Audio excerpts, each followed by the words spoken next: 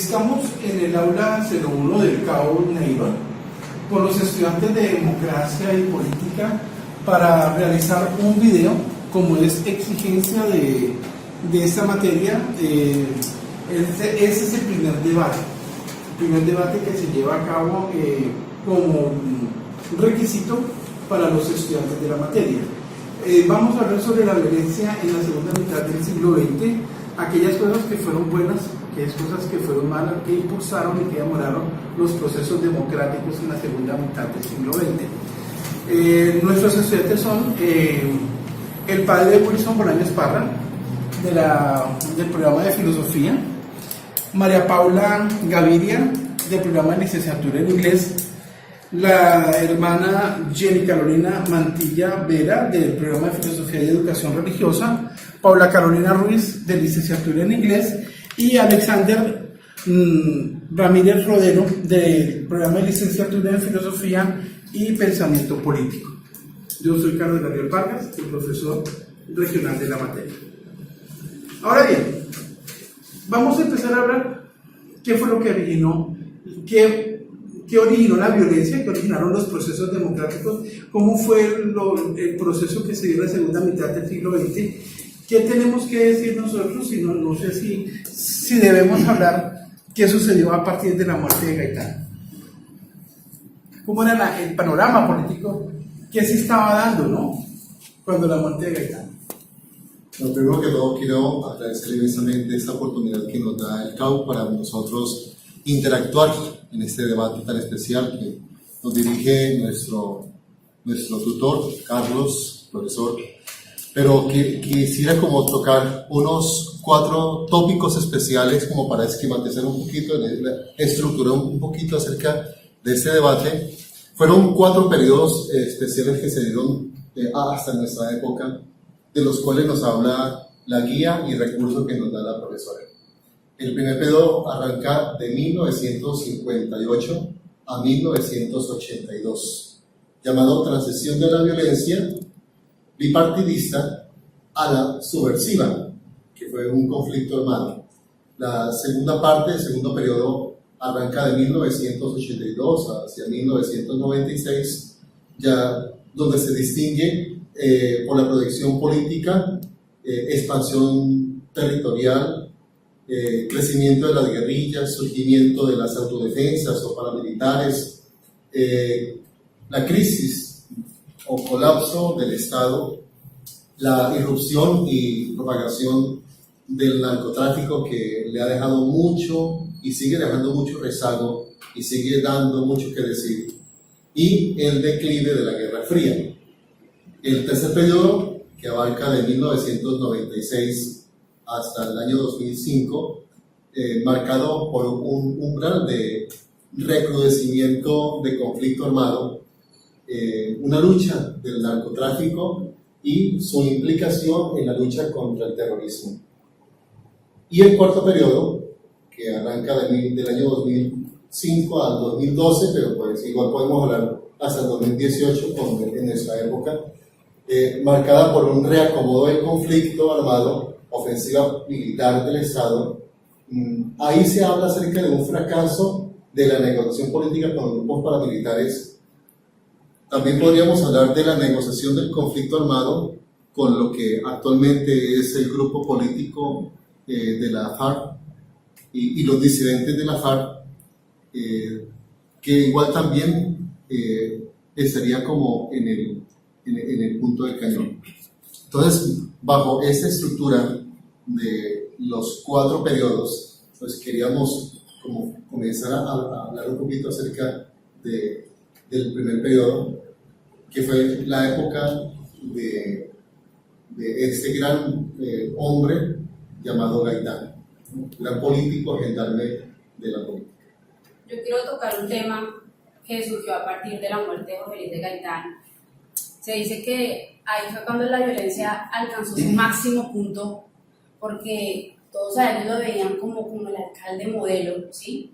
Y resulta que pasó algo que se llama la matanza de la Rubiera, cual pasó en Arauca, y consistió en que 6 campesinos mataron a 18 indígenas por no ser como ellos. recordemos que en ese entonces se daba mucho la discriminación, el odio. Entonces los campesinos veían a los indígenas como los debajeaban, decían, bueno, pues esta gente qué. Entonces eso indignó mucho a Arauca, porque pues decían, ¿cómo es que esos campesinos vienen y matan a 18 indígenas porque sí, nada más? Entonces ellos se excusaban con que, bueno, estamos en medio de la revuelta, Jorge Eliezer Gaitán murió, y entonces tenemos derecho a matar, a odiar, y como ellos no son iguales que nosotros, entonces simplemente los matamos y ya. Eso efectivamente pues se llevó en su orden que tiene que hacer, como procesarlo, ¿no? Terminaron en la cárcel, y en eso también se desató en Arauca la eliminación de los pesticidas, porque resulta que estaban contaminando los campos, los cultivos, y eso estaba perjudicando la salud de todos los habitantes de allí. Las mujeres, los bebés nacían con malformaciones, con mutaciones, se les deterioraba la salud. Entonces el gobierno pues decidió decretar que ya no más pesticidas en la zona de agricultura de Arauca, porque eso estaba causando grandes problemas, y pues aparte de la matanza de estos indígenas, con la excusa de que como estamos en medio de una revuelta, entonces pues indignó mucho a Arauca. Entonces creo que esa matanza, a partir del surgimiento de la muerte de Jorge Eliezer Gaitán, creo que es un acontecimiento bastante importante que... Sí, definitivamente la muerte de Jorge Eliezer Gaitán pues marca la historia. Se da el famoso Bogotazo y viene la violencia bipartidista. Con ello se encuentra entonces la muerte de liberales y conservadores en una guerra que al parecer no tiene fin y solo tendrá realmente como una solución cuando empieza todo el tema del Frente Nacional. Antes de eso pues seguíamos viendo muertos bajar por los ríos, seguíamos viendo los caminos hacia los pueblos llenos de personas empaladas por ser liberales o conservadores. Se sabía también que habían pueblos que eran netamente conservadores, otros netamente liberales, donde no podían pasar liberales por el camino hacia el conservador porque eran reos de muerte, ¿no? Entonces tenemos una patria marcada por el barbarismo, por la violencia. De eso también podemos nosotros compartir de lo que en una oportunidad el profesor también nos decía, o el profesor también, acerca de la literatura que también habla acerca de ese conflicto que se generó por la muerte de Gaitán. La literatura, por ejemplo, contra el Frente todos los días, donde se habla acerca del surgimiento de personas que estaban aliadas a Gaitán, y por esa misma muerte de Gaitán, pues muchos de estos amigos o de esas personas se van para el monte, ¿no? Y comienza a surgir lo que se llamaba la chusma. Y ese grupo de personas pues comienzan a hacer una cantidad de cosas, holocaustos, quemar cultivos, quemar una cantidad de cosas, desde capturar también lo que más podían ellos tomar como posesión. Y como contraparte a esa misma dificultad, pues nació también lo que se le llamó los pájaros. En la literatura de contra el Frente todos los días, no estoy hablando desde esa óptica, pero que fue una realidad que tocó al país, fue una realidad muy cruda que tocó al país, y que pues después de esa débil situación, y que fue también un declive de la guerra bipartidista, viene a darse lo que se llamó por Rojas Pinilla como un golpe de Estado. Y ese golpe de Estado pues llevó en pocas palabras a una armonía, una supuesta armonía del país, como lo decía el profesor hace un momento, en un corrillo que se estaba haciendo, de que la jaula, por muy de oro que sea, pues siempre es jaula, y pues igual así se entendía en ese entonces pues la mentalidad de golpe de Estado y del gobierno de Rojas Pinilla. Resaltamos también en ese golpe de Estado dar la espalda de los militares, ¿no? Lo abandonan, es como una especie de decir que el país en ese momento necesitaba el refuerzo militar, ¿no? También nos damos cuenta, enfocándonos un poco en la democracia, que no es un proceso como muy democrático, como diríamos, porque existían dos partidos, el Partido Conservador y el Partido Liberal. En dado consenso también se nos dice que cuando no ganaba un partido, tenía que ganar el otro, que eran intermedios. Si lo pasamos hoy en día, existen muchos partidos. La idea de nosotros llegar a eso no es solamente quedarnos mirando y analizando las realidades que vivimos en el siglo XX como colombianos, sino llevar hasta dónde nos ha llevado ahora la política, la democracia en algo que es algo muy bonito, nos lleva a una libertad de expresión, pero hoy en día se ha codividido muchas cosas y nos damos cuenta que en el siglo XX no es algo diferente, ahí eran codivididos los pensamientos y las interacciones. Un punto pues que creo que también fue importante en esas fechas, en 1982, fue la masacre en Segovia y Remedios en Antioquia, en donde pues en una sola noche hubo más de 40 muertos y fue una masacre la cual pues, afectó a toda la población en general, de forma directa o indirecta, porque pues allí aunque no fueran ellos o sus familiares los muertos, sí tenían amigos, personas muy cercanas y allegadas a ellos. En su momento pues no supieron quién era, pero pues de los únicos que se sospechaba y de los que tenían certeza pues eran los grupos armados, como pues las FARC. Entonces aquí empieza pues toda la violencia y empiezan las amenazas y el pueblo entonces empieza a elegir, pero pues bajo las amenazas de los mismos grupos armados, es decir, no democráticamente, no lo que ellos pensaran que estuviera bien, sino lo que el grupo armado les hacía creer que estaba bien, o les tocaba votar por ellos, o simplemente pues se morían, por decirlo así. Devolviendo el cassette un poquito hacia lo que pasó con Gaitán, y que fue un golpe de Estado que dio Rojas Pinilla, donde se dio la dictadura, pues igual este periodo que transcurrió un tiempo prolongado de unos 17 años aproximadamente, pues igual él se dio el poder bajo unos acuerdos que los políticos de ese entonces, tanto conservadores como liberales, pues igual se daba, conservadores y liberales definieron como una especie de conducto regular donde se manifestó el Frente Nacional. Y ese Frente Nacional, bajo unos indicadores que ayudaban un poco más a armonizar el ambiente en el que se encontraba. La literatura está plagada, nuestra literatura colombiana está plagada precisamente de esos conflictos que han marcado la historia de este país. Tenemos el mismo Gabriel García Márquez, ha hablado o ha escrito más bien en muchos de sus libros y ha mostrado la violencia en la que hemos vivido. En los años 90 sale noticia de un secuestro, y es la historia precisamente de un personaje muy especial para el país, que es secuestrada precisamente en tiempos del narcotráfico. También tenemos algunas obras que hemos podido leer y nos va mostrando precisamente el horror de la guerra.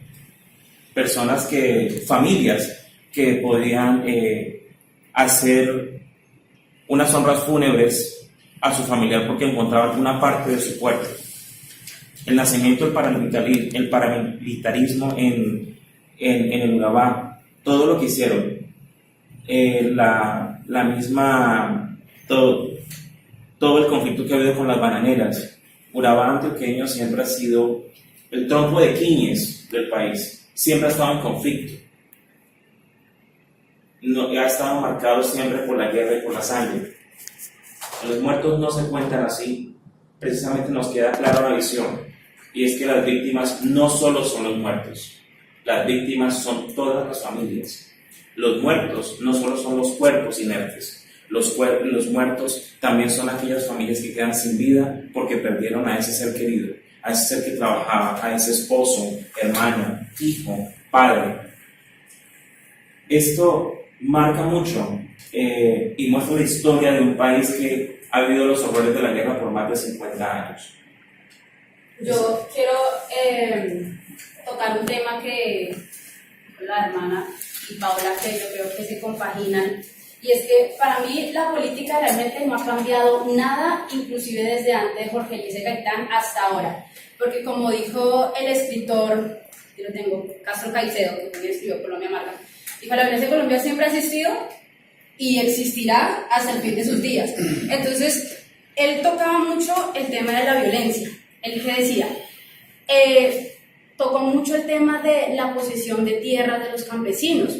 Para los ricos, para los políticos, era fácil decir: esta tierra es mía, así no fuera de él, y ya. Y resulta que los derechos, como los políticos de hoy dicen que los derechos son por igualdad para todos, pero mentira, porque ellos se inclinaban más por las personas ricas.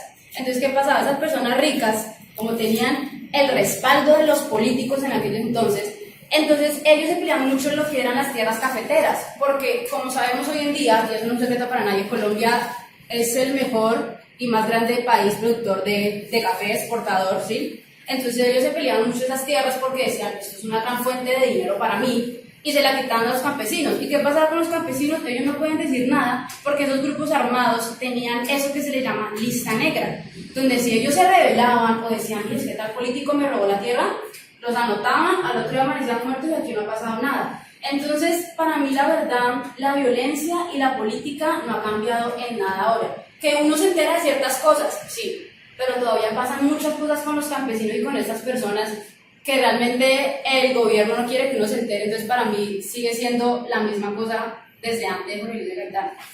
Además, tenemos que tener en cuenta que en cuanto a la democracia sigue siendo manipulada, ¿sí?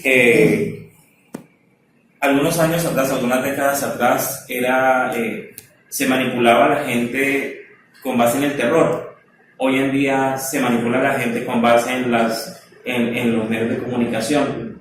Entonces, seguimos siendo manipulables, seguimos siendo ignorantes a la hora de elegir los líderes porque simple y llanamente escogemos por algo, y me parece una manera bastante adolescente, y es escoger a aquel que va repuntando en una encuesta para no perder el voto, pero no escogemos entonces los ideales, no escogemos entonces al país, votamos por el que va ganando según las encuestas, pero no votamos por el país, y a la larga el país somos todos. Y en ese orden de ideas, la democracia sigue siendo una utopía para este país.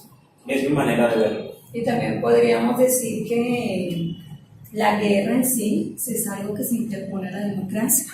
De una u otra forma nosotros lo vemos día a día y lo sentimos, ¿no? Aunque nosotros no estamos sumergidos en la política así de lleno, pero a través del estudio que hacemos en nuestra área de democracia y filosofía nos damos cuenta, ¿no? Nos lleva a interpelar más allá cómo el sentido de democracia dentro de nuestra humanidad, todos somos democráticos por gracia de Dios, ¿no? Todos tenemos la gracia de elegir, de mirar, pero esto nos lleva a mirar que, ¿verdad?, la guerra ha hecho mucho daño en nuestro país y hoy en día la democracia está decayendo. Bueno, la democracia es importante que resaltemos que es la posibilidad que tenemos nosotros de expresar nuestras ideas dentro del marco político institucional.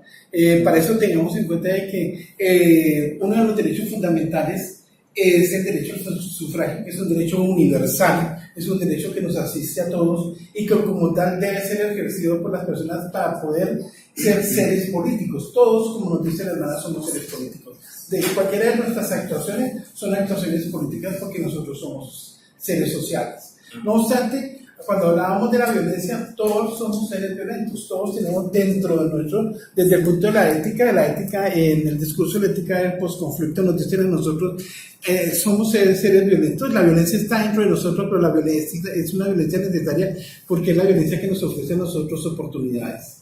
Bueno, ahorita la segunda pregunta que el docente nacional nos presenta a nosotros es ¿cuáles fueron los procesos políticos que tuvieron lugar en Colombia durante la segunda mitad del siglo XX que impulsaron el desarrollo de la democracia en el país? Bueno, yo creo que podríamos hablar del golpe de Estado de Ramos Pinilla que impulsó el voto, elección popular, el voto de la mujer. La mujer podía sufragar y podía elegir.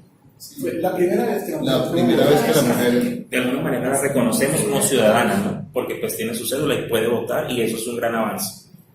Es un gran avance. Recordemos que antes de 1957 la mujer no era tenida en cuenta. Cuando la mujer, las decisiones sobre la mujer las tomaban los padres, hasta que ella se casaba. Cuando ella se casaba las tomaban los esposos, y si ella enviudaba podían tomar decisiones, pero solamente si los hijos eran menores de edad. Si tenían hijos mayores, las decisiones las tomaban los hijos mayores. Ellas solamente administraban el peculio laboral de ellas, que era la modistería, en el mejor de los casos, el magisterio, ¿no? Eran modistas, enfermeras. Exacto. No tenían acceso a la universidad porque no tenían, no eran ciudadanas, entonces no tenían acceso a la universidad. En 1957, en virtud del plebiscito, votan por primera vez. Se les da el carácter de ciudadanas. Profe, era algo lo que se decía, ¿no? Nosotros no teníamos en ese tiempo voz de voto, ¿no? Ni voto. Pues tomando nuevamente sobre el Frente Nacional, donde pues hubo alternación del poder, donde tenemos a los conservadores y los liberales, deciden pues de cierta forma acabar con la guerra que había entre ellos, pues no unificarse, sino pues juntos luchar por la paz que se quería o se quiere de cierta forma en Colombia. Ya no iba a ser pues como antes, que si yo decía que era liberal y la otra persona que era conservadora, pues simplemente prácticamente nos matábamos entre los dos.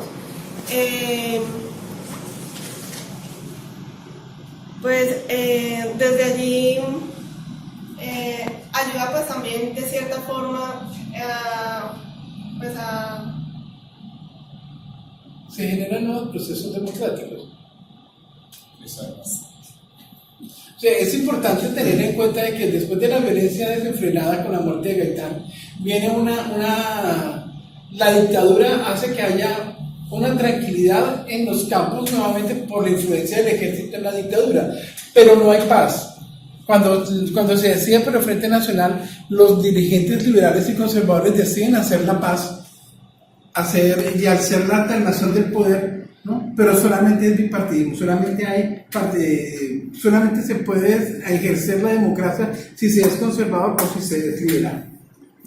Es decir que pues igual ese acuerdo se daba en un periodo de 4 años conservador, 4 años liberal, 4 años conservador, 4 años liberal, como el acuerdo, ¿no? Y que realmente si al siguiente periodo era un liberal, los conservadores también votaban liberal, porque ese era el acuerdo que se tenía, ¿no?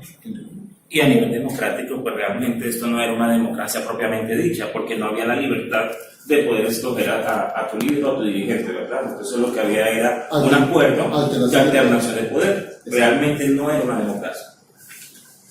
Ya, ahora que estamos tocando este tema de los acuerdos, antes de que ocurriera esto de los acuerdos de la paz, que precisamente como su nombre lo dice, era para generar paz, resulta que el gobierno, no sé si realmente lo hizo con esa intención o si le salió torcida la decisión que ellos tomaron, pero resulta que el gobierno decretó que se podían armar grupos civiles, como lo fueron el paramilitarismo, para que confrontaran a las FARC durante la revolución, para las guerras, ¿sí? Para que, por decirlo así, los defendieran contra las FARC. Pero entonces resulta que, en vez de simplemente defenderlos y de irse contra las FARC, los campesinos comenzaron a quejarse porque es que también los estaban matando a ellos. O sea, se le metía a la casa a tiroteo, mataban a niños, papás, mamás, y los campesinos dijeron, bueno, sí, nos están defendiendo, pero a la vez nos están matando. Entonces, como que les decía al gobierno, si tú ves ciertas zonas en donde se puedan dar esos tiroteos, pero no entren a nuestra zona porque, o sea, en vez de mejorar y generar paz, lo que están haciendo es matarnos y no nos respetaban nuestras casas y las familias. Entonces, no sé si realmente el gobierno lo hizo con esa intención, por lo que precisamente venía de tiempos atrás lo del odio y lo de que las familias por encima de otras y las élites y los estratos. Entonces no sé si era como una manera de salirse de la chusma, por decirlo así, o si realmente les salió chueca esa estrategia que ellos hicieron. Entonces me parece algo importante e irónico porque se están generando paz. Lo único que generaron fue más matanza antes de que se dieran los acuerdos patrios y comenzaron a hablar para el año ya del 2012. Eso fue como algo que retuvo pues en cierta forma la democracia, que fue como lo del conflicto armado. Y pues estos grupos no buscaban, pues nunca creo que han buscado la paz, sino que simplemente era como una guerra por las tenencias de los territorios. No simplemente afectaba a los campesinos, sino también a los indígenas, a los afrodescendientes. Entonces, todo esto pues llevó pues a la violencia y esto como demoró en cierta forma la democracia, aunque siempre se ha querido, pues no ha sido posible porque ellos mismos han sido los causantes de toda la violencia, de todo lo que el pueblo ha tenido que pues aguantarles. Y también pues considero que en sí nunca hemos entendido el significado de la democracia. Entonces es la hora y aún no hemos podido ejercerla en sí, aunque nuestra constitución política la tengamos escrita, como ciudadanos no somos capaces de vivir democráticamente. Exacto. Siguiendo con los escalones de lo que generó y posibilitó el desarrollo de la democracia en nuestro país, que estamos hablando es sobre lo que impulsó el desarrollo de la democracia en el país, miramos también que después de este gran holocausto que fue en el Palacio de Justicia, año 1985, pues igual del M-19 con el gobierno de turno de Belisario Betancur, pues igual se dio lo que se llamó amnistía e indulto, que fue un punto a favor de la democracia en nuestro país por parte del gobierno. Teniendo en cuenta precisamente ese proceso de paz, es que, a ver, Colombia no es nuevo en procesos de paz. Colombia viene haciendo muchos procesos de paz. A mí me tocó vivir ya el proceso de paz del 90 con el M-19, ¿sí? Con el primer indulto, y luego en 1991 se da la Asamblea Nacional Constituyente, que eso es un punto muy también que es a favor de la democracia. ¿Por qué? Porque ahí empiezan a darse unos nuevos lineamientos para el ejercicio político de los ciudadanos. Aristóteles lo decía, el ser humano es un ser político por naturaleza, ¿sí? Y creo que es la mejor definición que se ha tenido en la historia del hombre como tal. Lo que hace la Constitución del 91 es empezar desde los derechos humanos, de los derechos del ciudadano, empezar a ver al pueblo como lo que es, como el soberano de una nación, que empezamos entonces a tener el poder como soberano de una nación. Lo que pasa es que tenemos una historia en la que siempre hemos sido dominados, y entonces cuando nos cuentan el cuento de la libertad, pues simplemente es muy difícil creerlo, porque hemos sido, desde el descubrimiento de América hemos sido dominados. Cuando nos dicen que podemos ser libres no nos lo creemos, y seguimos viviendo en esa situación. Otro elemento que impulsó el desarrollo de la democracia en nuestro país fue la Asamblea Nacional Constituyente del año 1991, pues que donde se dio una participación pluralista, no solamente por parte de los conservadores liberales, sino de todos los movimientos que se fundaron y que había en ese entonces. Entonces, hablamos también de la Asamblea Constituyente que fue en el 91. Cambia el concepto institucional del país. Dejamos de ser un país confesional, dejamos de ser un país donde la soberanía está en cabeza de las instituciones, pasamos a ser un país donde la soberanía está en cabeza del pueblo. Hablamos de la pluralidad porque ya estamos hablando de las más libertades: libertad de pensamiento, libertad de expresión, libertad de culto, libertad de credo, multiplicidad en la misma nacionalidad. Ya ser nacional colombiano nos permite tener otras nacionalidades sin que tengamos que renunciar a la nacionalidad colombiana. Y esto es a partir de la proclamación de los derechos fundamentales, que se hayan protegido por unos mecanismos especiales como la acción de tutela. Eso es nuevo, ese es el nuevo panorama. Es una Colombia más pluralista donde aparecen partidos nuevos. El M19 se vuelve partido, el MOI se vuelve partido, estamos hablando de la UP también como partido, que eran grupos que se habían reinsertado, que se habían vuelto democráticos, y es la primera vez que aparecen en el concierto político. Entonces ya tenemos un nuevo panorama, y entonces entramos a la tercera etapa de la que tú hablabas antes. Sí, en la tercera etapa que se habla acerca de el umbral o recrudecimiento del conflicto armado, se está hablando en cuanto a lo que impulsó al desarrollo de la democracia, los acuerdos de paz, la dejación de armas por parte de los paramilitares y también la implicación de la lucha ante el terrorismo. ¿Por qué? Porque igual los paramilitares en el año 2006 dejaron las armas, hubo una conciliación, hubo una participación de ellos ya a nivel de política y de democracia. Y actualmente, pues ya sabemos nosotros con los acuerdos de paz que no ha sido nada fácil y que a través de esos resortes que ha dado la participación de esas personas hacia la vida política, pues miramos que también es una forma de manifestar el impulso al desarrollo de la democracia. Bueno, yo quisiera, dentro de ese ámbito que ha tratado el profesor y mi compañero, hablar de esta obra literaria de Silvia Galvis, Sabor a mí. Es una obra literaria que prácticamente habla de esa nueva innovación que da dentro de esa democracia. Pero lo que me ha llamado la atención es, nosotros hablamos de democracia a nivel del país, de grupos políticos, de militares, ¿cierto? De regiones donde se vive la guerra por justamente buscar una libertad. Pero principalmente no hemos mirado quién ha sido afectado principalmente en esta guerra, las familias.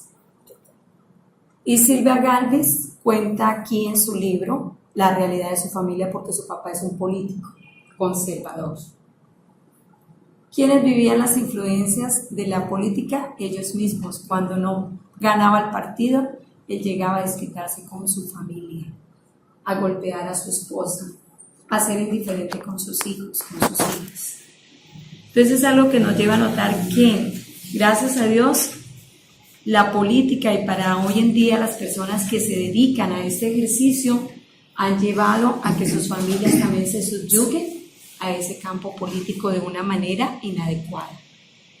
Quizás para Silvia ver la política desde el partido que manejaba su papá, que era el conservatismo, era algo difícil porque ella se preguntaba muchas cosas, ¿no?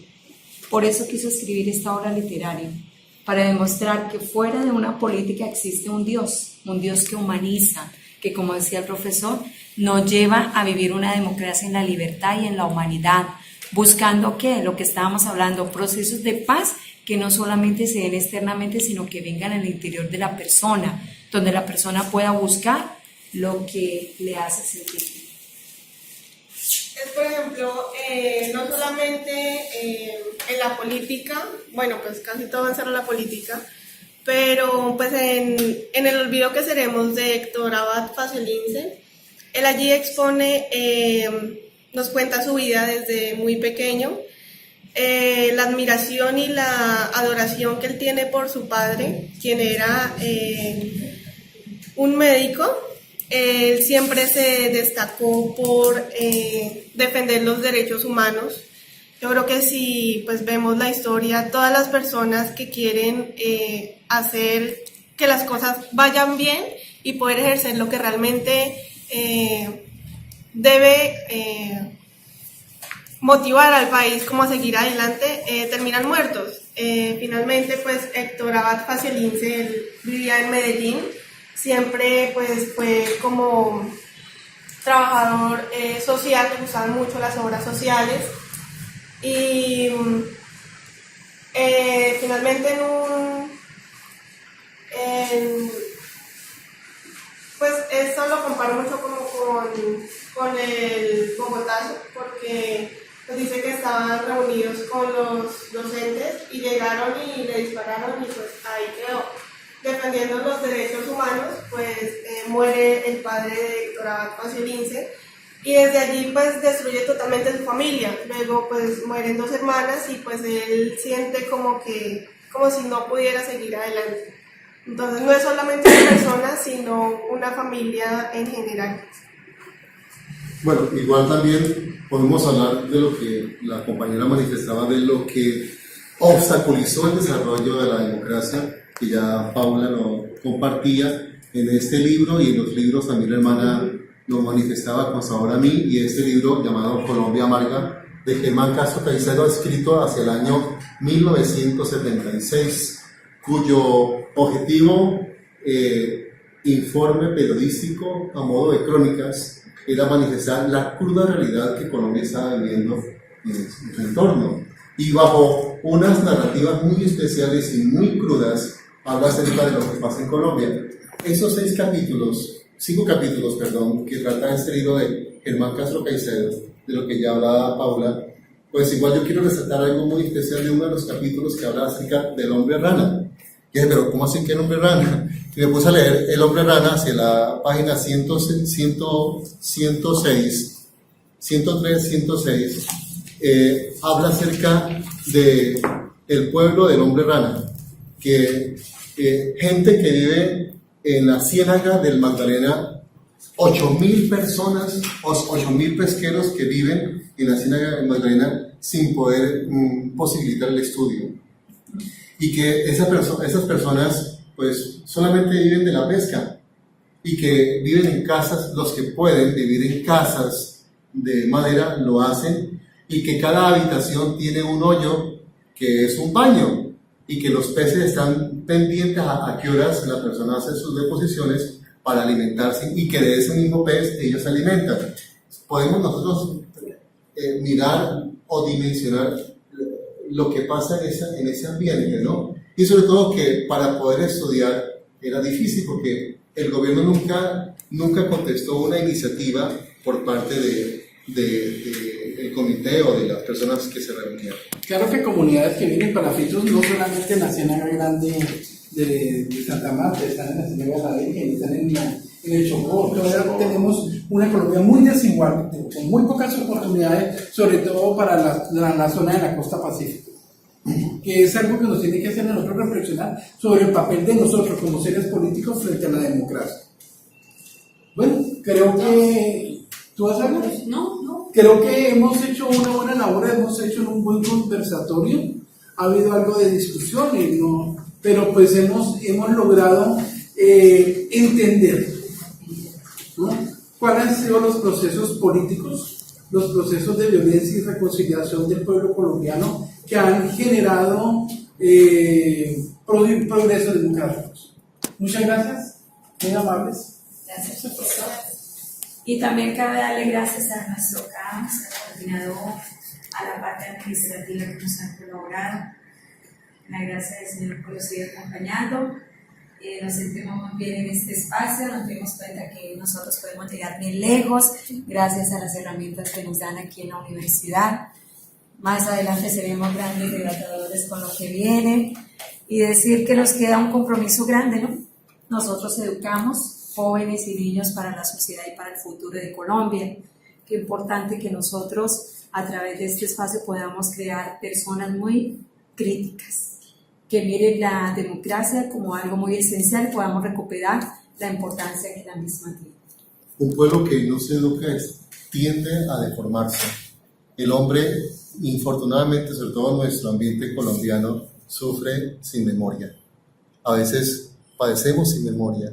Vienen, hacen y deshacen y padecemos sin memoria. Queremos de verdad que esto, como conclusión, pues ahondemos más sobre nuestra historia y sepamos que es de nosotros también el compromiso de educar a las futuras generaciones. Un agradecimiento inmenso a la directora de este curso y también a nuestro tutor y al coordinador de IRCAU.